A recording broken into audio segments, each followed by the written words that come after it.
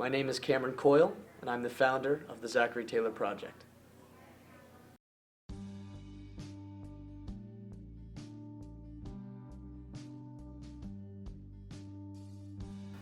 So I've loved learning about presidents nearly all my life. We used to go on family trips to different presidential houses, historic sites all across the country. And it was on one of those trips that I found out that Zachary Taylor, the 12th President of the United States, is the only president without that historic site. So I got back to school in 8th grade after my summer vacation, and I was just really interested in trying to find out why that was the way it was. So I decided to take action, and through the support of my family, my friends, and a lot of my amazing teachers, I started getting really interested in seeing this initiative through. I've been very fortunate to surround myself with a great team of colleagues to take on this task as we try to change the way that history is presented and preserved. It may seem surprising to a lot of outsiders that high schoolers are working on this crazy initiative, but this process has seemed pretty natural to me.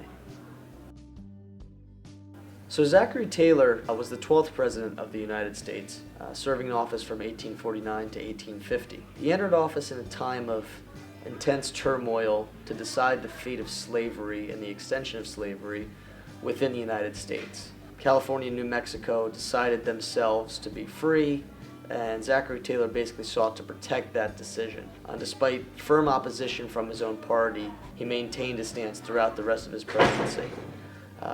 And as a lot of contention was going about and debates were swirling, he unfortunately passed away right before the hour of that decisive moment in history. So unfortunately he's been lost to history in that respect. We hope to bring that story back. So before he was president, he started off serving in the Army for about 40 years and had a really critical role in creating the Midwest that we know of today in the United States. He was also the leading general in the Mexican-American War, winning key battles like Palo Alto, Resaca de la Palma, Monterrey, and Buena Vista.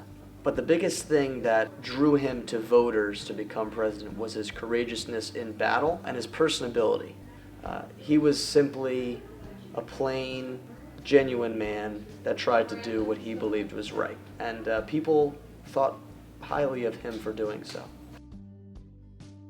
So the Zachary Taylor Project is in essence an initiative to create a national historic site for President Zachary Taylor. We're hoping to do it somewhere around Louisville, Kentucky, near his boyhood home of Springfield, which is right outside the area and the city limits. And we want to do this because we found that historic sites are really important in telling our story in a way that is relatable to every American.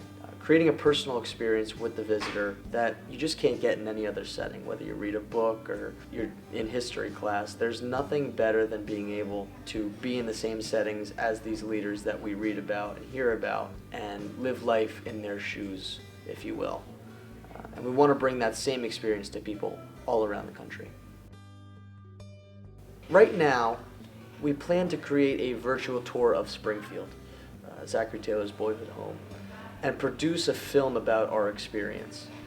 And as we do this, we are brainstorming ways to bring history to life through different mediums that we have been exploring. Social media, for instance, we have a Facebook and Instagram page, which is at the Zachary Taylor Project, where we are posting stories regularly about the project and events surrounding Zachary Taylor's life and times.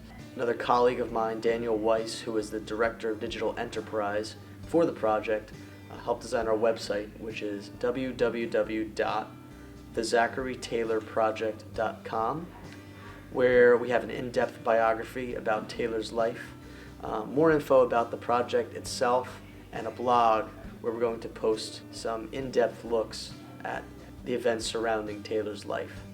And we're also now in the process of creating a YouTube channel where another contributor, Sam Hutchison, is going to create a series to bring us Taylor's battle scenes with the video game Empire Total War.